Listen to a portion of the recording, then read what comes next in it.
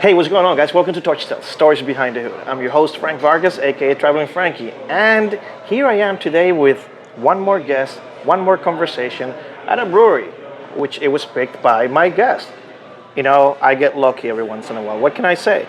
Cheers. Before I even introduce my guest, which, look, his is already gone. I already drank. Well, I've been setting up. So, right? That's my excuse. Today, my guest is someone that I've met a couple of years ago. And we'll touch on how and what happened, but you guys know the deal. So Bob Higg, or Bob Higginbotham. Now you see why I cut it off, because I asked him to. He gave me that whole long last name. I'm like, there's no way I'm going to say that. fabricator 813, it's your work go-to name in social platforms and your company name? Correct. Well, our Instagram is fabricator 813 or 813. But our company is fabricator LLC. Okay, so before I even touch about where you come from, why the hell are you in the welding industry? Are you crazy enough to stay in it?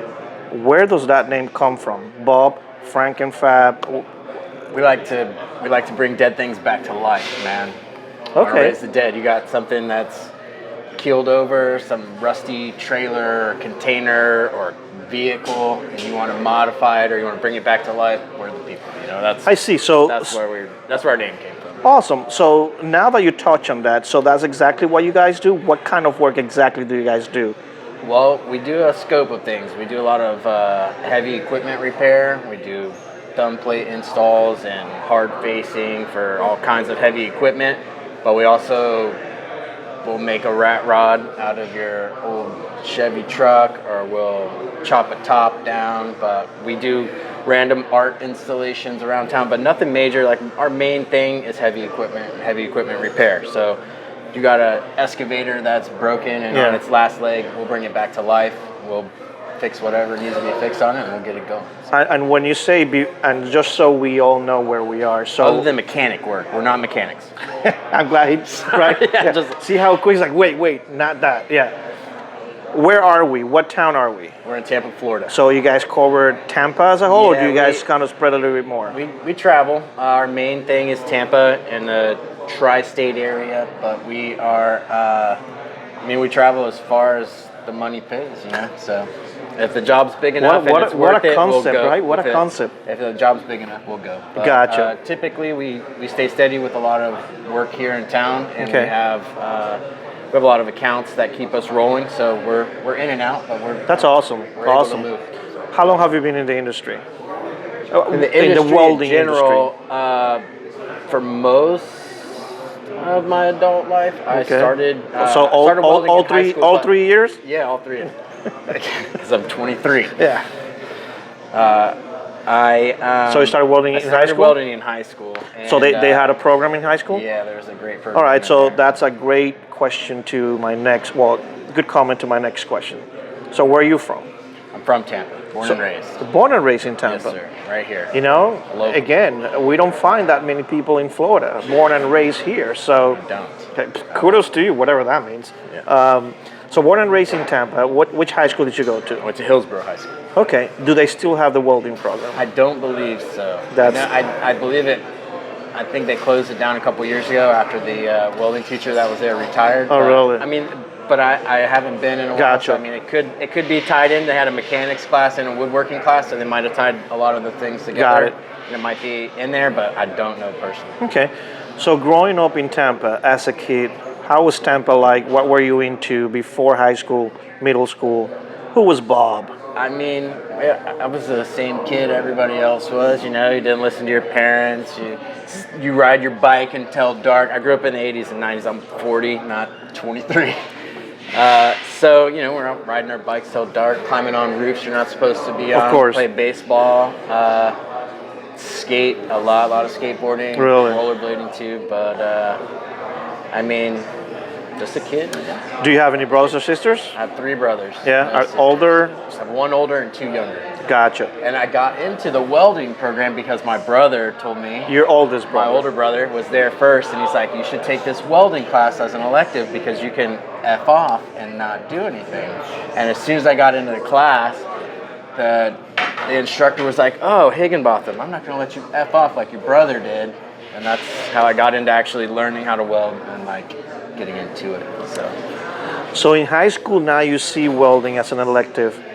At that moment you saw it just like your brother said, you can take some extra time to do nothing, right? Right. That was the main thing. Did that spark anything there or not yet? It did. It really did.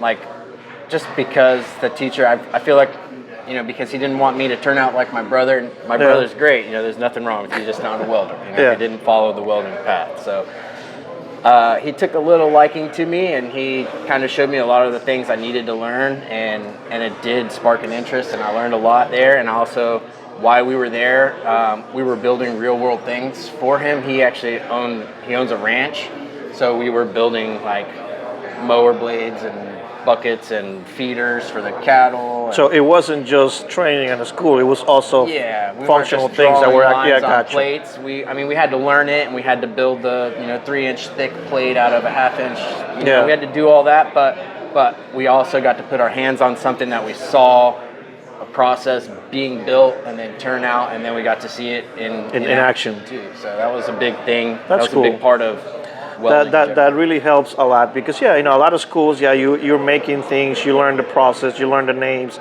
the lingo, but there's a disconnect between I just made this plate and out the door it goes. I never see it again. I don't know what's happening to that plate outside of what I just did. Yeah. Absolutely. So that's cool.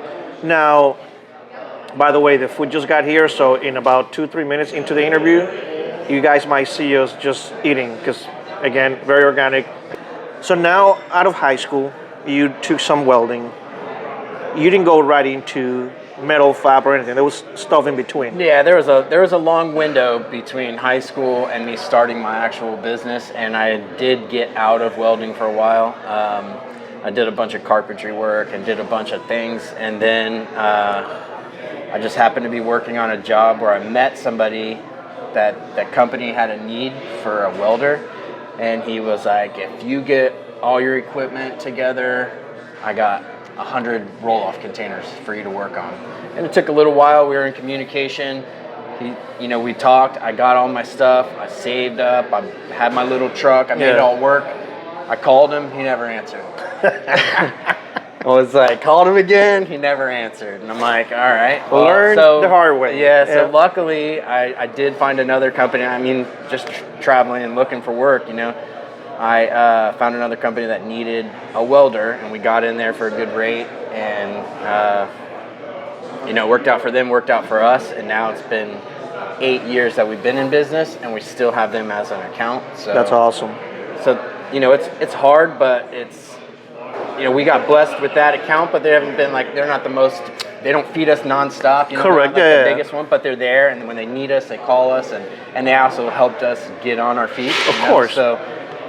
So that was great. And then the guy that never answered, I even called him and left a message. And I was like, hey, man, I'm doing great. Thanks. I just want to take you to lunch. I'm a welder I'll take you to lunch now. I got my own business. We don't even need the work. And still never called. But, whatever. Now, maybe is like an angel. Is that guy still in town? Do you even know who that guy is? I know the company, but I've never reached out to him. How dare you? So. Look at him now. How dare you? Look at me. Drinking beers. I know. And Thursday afternoon. I'm talking in this thing, whatever this is. You're married, right? Happily married, yes, sir. And you are happily married. Is she happily married? I hope so. I mean, I like to think she is. And you have 2 daughters, right? We have 2 beautiful daughters. How old are they? I have a 6-year-old and a 2-year-old. That's cool. I saw a picture earlier. Beautiful kids. Beautiful Congrats. Kids. Thank you. How long have you been married? We've been married since 2014. Okay, 10 years. Oh yeah, 10 years. Yeah. And we got together in 2009. So gotcha. For a good handful of cool. years. Is she also from Tampa? Yep. Oh. Born and raised also. We're locals, man. Wow, look at that. Neither one of us could get out, and now we're stuck with each other, right? Right, that's what happens. Once you commit, you got to stay. So now, as a full-time welder, metal fab, how many years is that exactly? We started our business in 2015, September of 2015. So this year will be our 9th year in business. And that's been our full-time business since 2015, and that's it. Is there anything that 9 years ago you saw that now you see it and you go, That's crazy. And let me kind of fix that question. So 9 years ago, when you said I'm going to go on my own full time, do this, whether it's technology, whether it's the kind of work that you see out there that now you get to go do repairs on somebody else's work, is it the quality? Is it the technology of the welders themselves? Is it the processes that you've learned? Like, what would you say the biggest difference has been in that sense? The biggest difference now between 9 years ago? So I am on Instagram now. We were just briefly talking about that, and it is a big thing. Like, social media is a major thing. I didn't realize, excuse me, when I started my Instagram, I think it was in like the end of 2018 or something like that. So I was late to start up, and I've gained so many friendships, and just I picked up some jobs here and there, but I picked up like the best foreman, you know, anybody could ask for, and I got some bonds. I met you, you know, we've been through a lot of things. So I would say definitely getting on social media platform early, and you'd mentioned LinkedIn too as a thing, like that is important for you just as a business owner to be able to do things.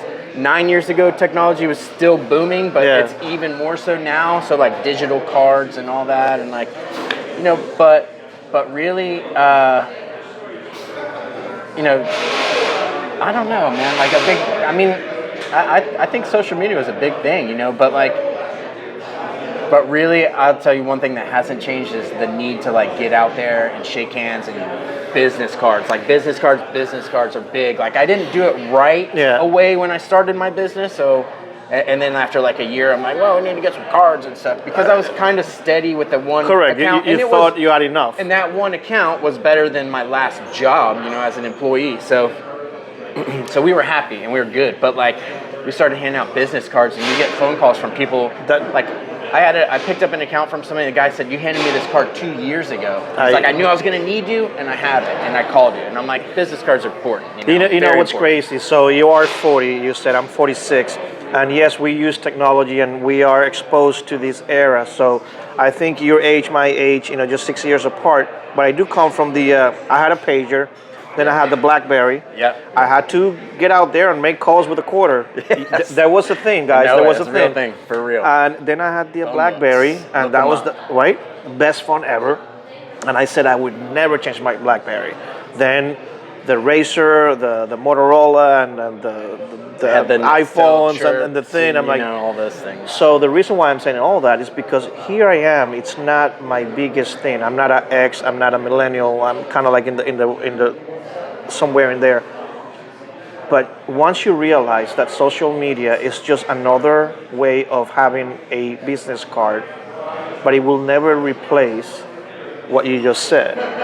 That face-to-face, that handshake, that really business card. It's really important. I've had accounts, because I'm in sales. I've been doing this for 14 years.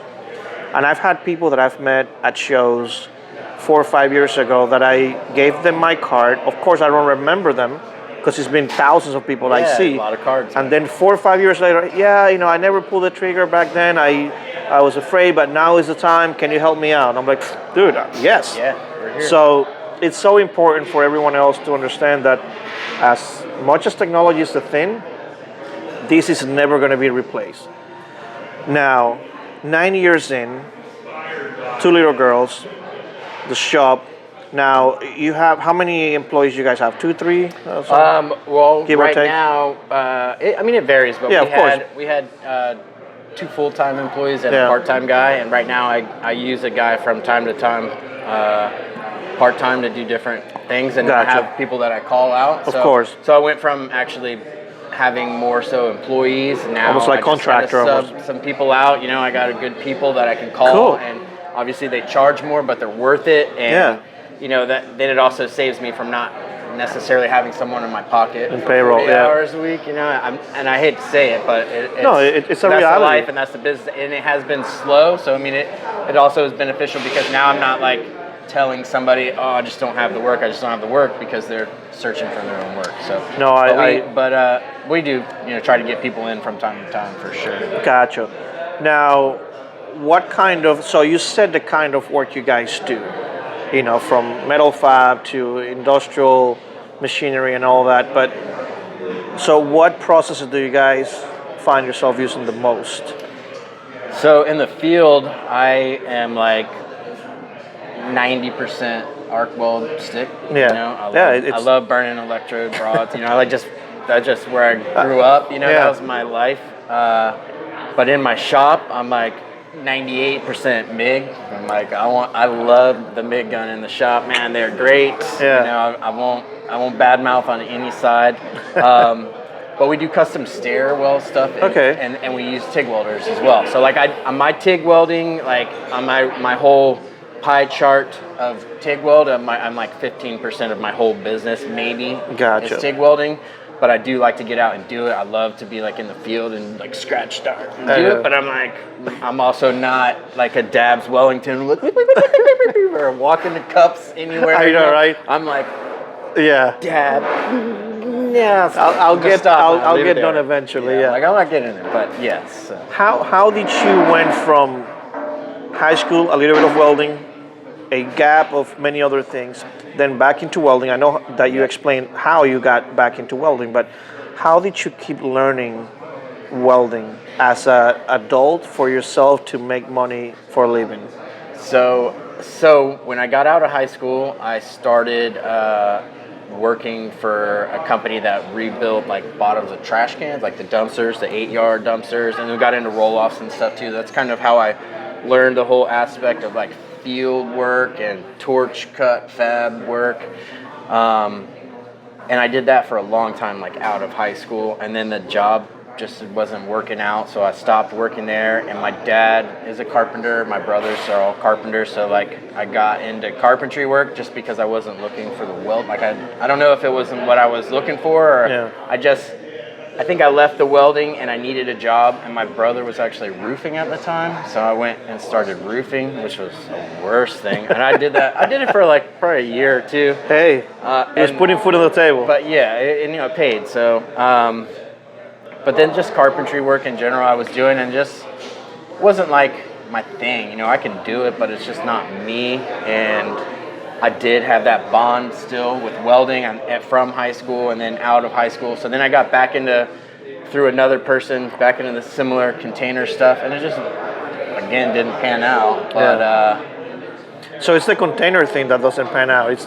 I say that, but right now I'm working on containers, and it's paying. You know, full circle. It's like full sucks. circle. It sucks, but it's great, you know, because it's work and it pays, and everybody has containers that, you know, everybody in the construction business has containers, and they need to be repaired, and they need people. So if you're looking for a job, don't call me. Go to the construction company. Oh, don't call you? Repair that. I mean, I'm just saying, you can skip me and do it yourself. You know.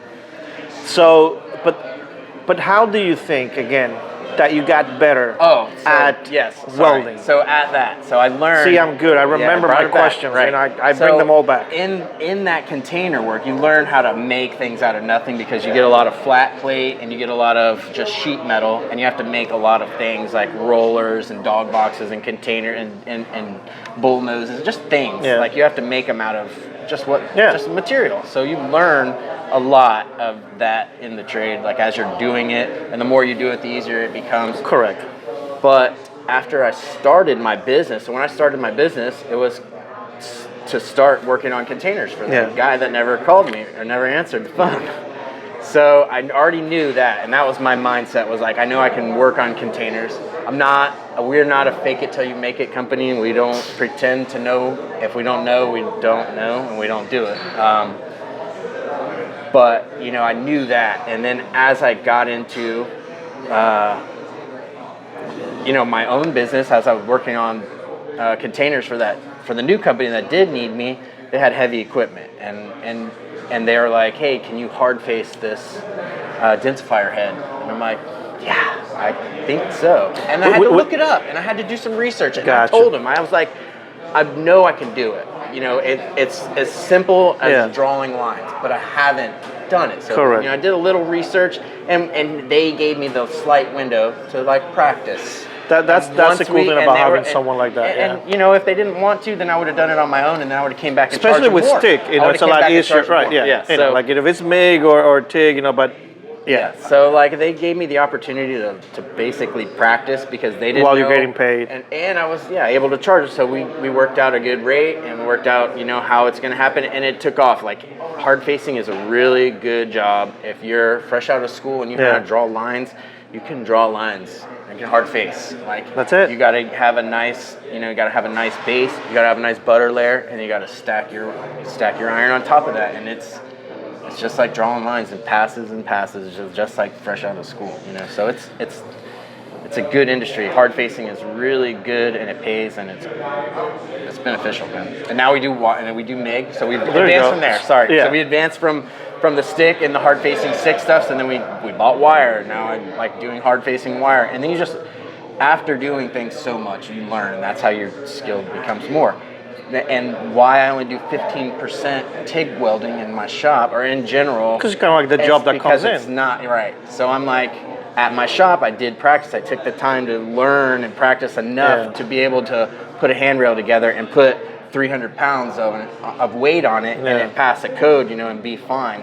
And that's where we're at. But like, I'm not going to structurally TIG that beam up there and walk the cup up and down through a flange and a web, or even these stainless steel things, tanks over the brewery tanks. I'm not certified to do clean metal like food grade sanitary stuff, so we don't do it, but we know people.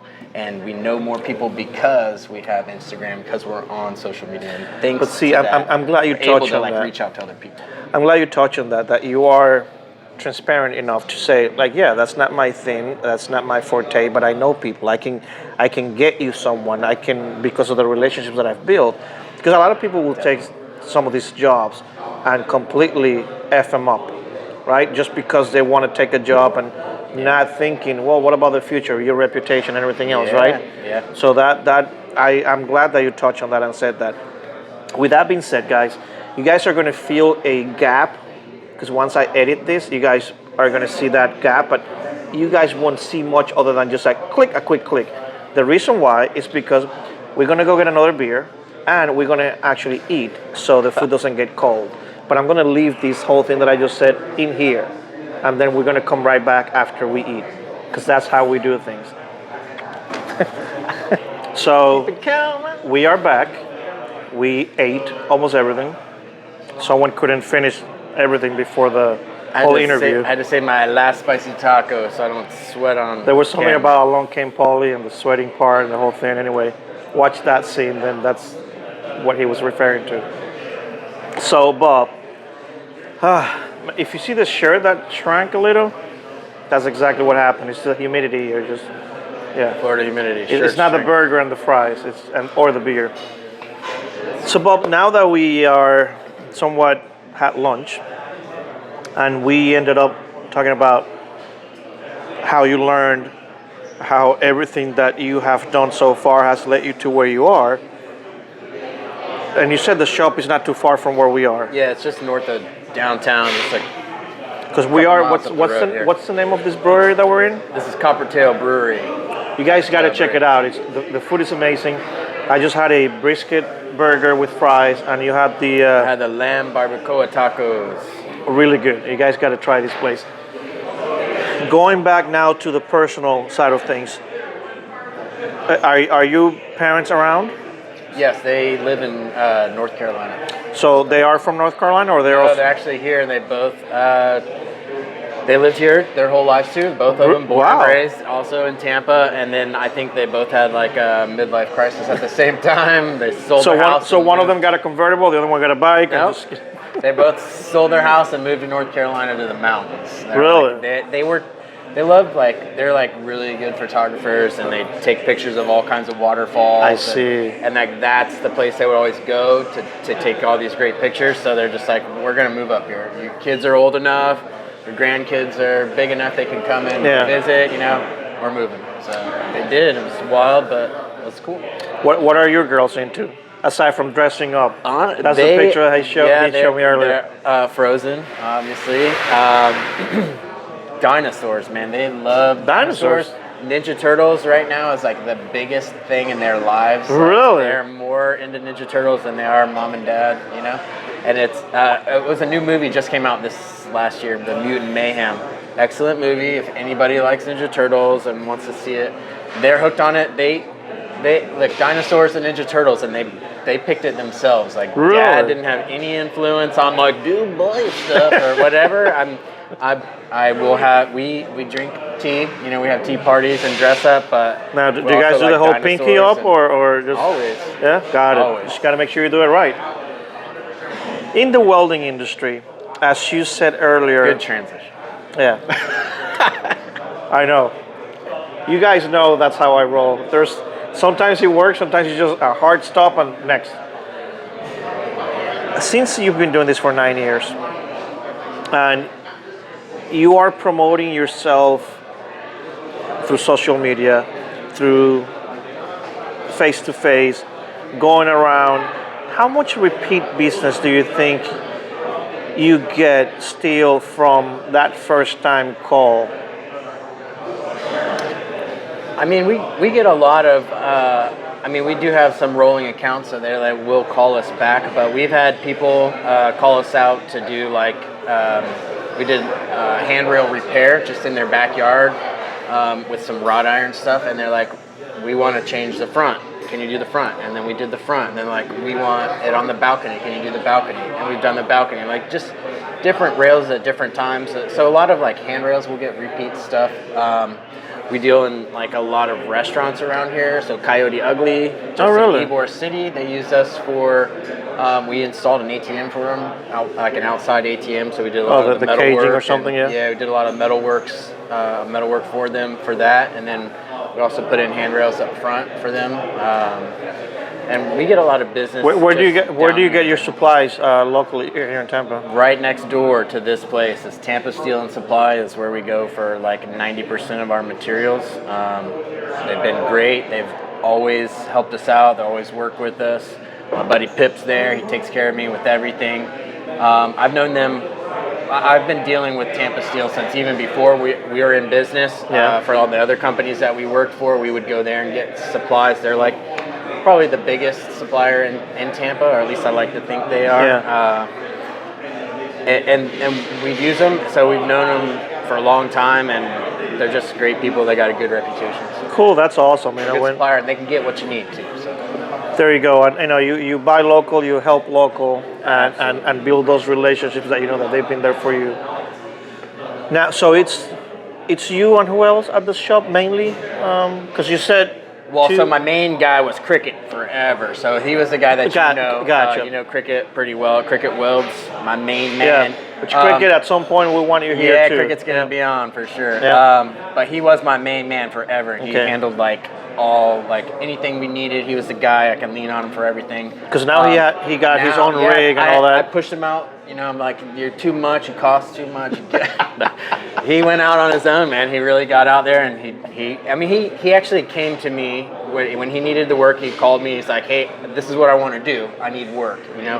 And I know it worked out. It doesn't bother me that people come to me to learn a skill to leave, like to get out on your own. Like he came because he needed the work, but he already knew that he wanted to be his own mobile welder. Yeah. And he learned a lot of things from me about how I do stuff. He learned his own things. He built up his business. Yeah. While he was still working, which is very important to like, if you can work for a company and still build your side business until you're ready to jump off, that's a big thing to do. Yeah. And he was able to do that, and now he's like running the show, man. He's my Sarasota guy. If I need anything Sarasota, Bradenton area, I'm calling him, I'm sending it to him, or I'm calling him to come up here to work with me. So gotcha. He was my main guy, but now I just have a random no-name guy that I use right now part-time. Okay. He's not a guy. No, we just use people where we can. So. Got it. Do you go to any trade shows? Do you even have the time or to even do that? When we started our business, so 9 years ago, we got like an invitation, I don't know how, but to the Fab Tech in Vegas. Okay. And we never went, and then we've been talking about it ever since, and we've never gone. And I think it's this year, right? It's in Orlando. So we're going to Fab Tech this year. That's see, now that was a good smooth transition. That's Perfect. why. Perfect. Yeah, we will be there every this once year. in a while I do it right. Yeah, no, I think it's amazing. Everyone that has ever gone to Fab Tech, just the knowledge that you get on ideas, the stuff that you've been doing before, the stuff that you didn't even know that you could do because of machinery. But that's just icing on the cake. The real thing about FabTech is the relationships, the people that you actually meet that you don't know that you might have to call tomorrow, next year. Yeah, somebody you need to lean on, or somebody that has something.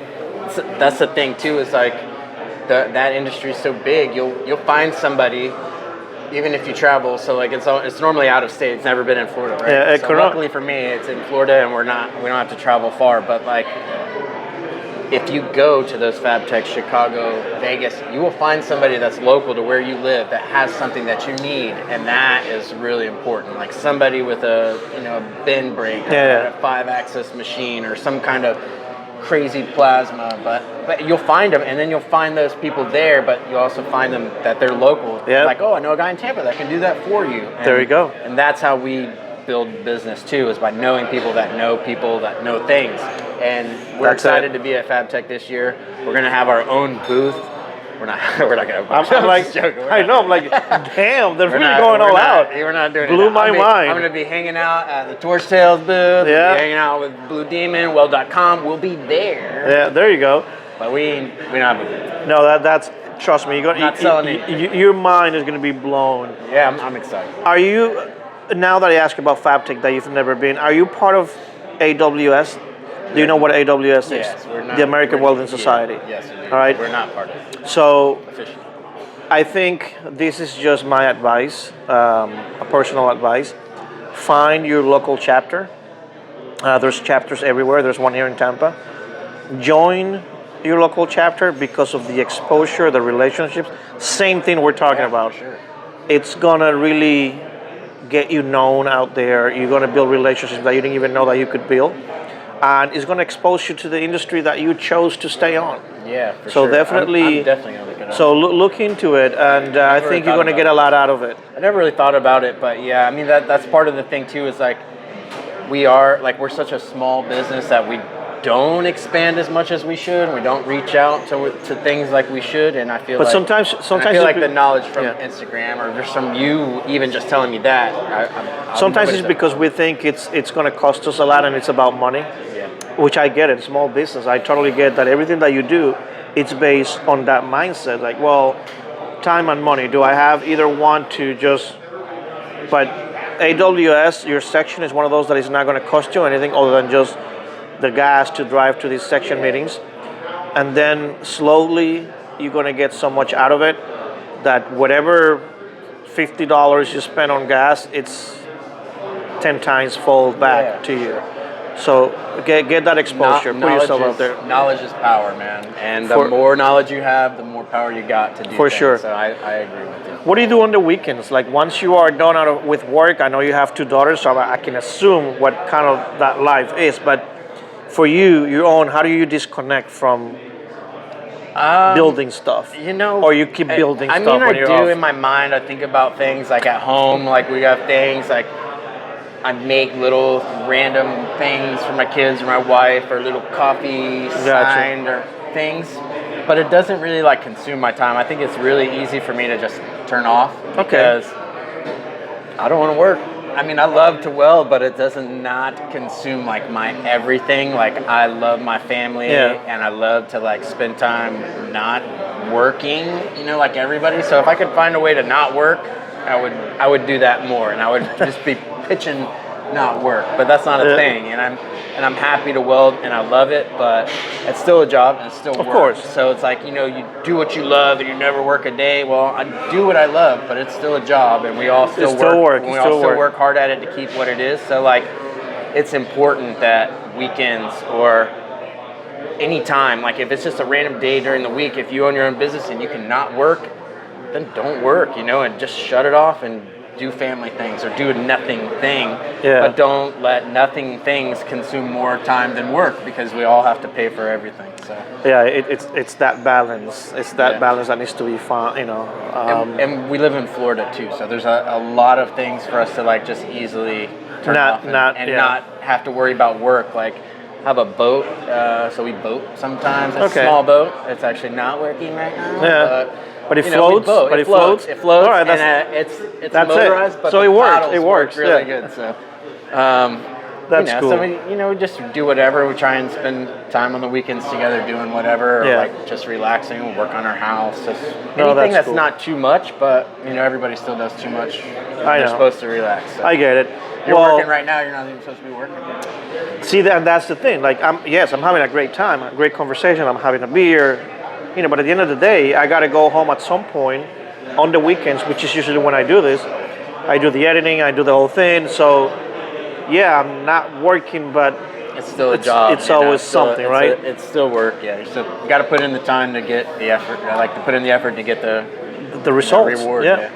Well, I want to thank you for saying yes on such short notice. Definitely, it's an honor having you here and kind of share a little bit of what you do. But I want you to once again tell them your hashtags and your page and your company and all that in Tampa area. So what is it again? Our business is fabricator LLC. We're a mobile welding company in Tampa. Our social media, we're only on Instagram, is fabricator813, all one word. We don't have any hashtags. Okay. Don't let a stuck rod be your last rod is our perfect slogan. Well, there you go. There's no way I could have said that better. Guys, thank you so much, brother. Hey, thank you. Good luck on everything else out there. Thanks. And keep rocking. Guys, thank you so much for watching. I hope you guys keep watching and supporting the channel. This is what this whole thing is all about, supporting the welding industry and teaching everyone out there that there's more to it and there's many avenues in this highway called welding. So thank you. See you next with somebody else. Next time. Next time, somewhere else. Cool.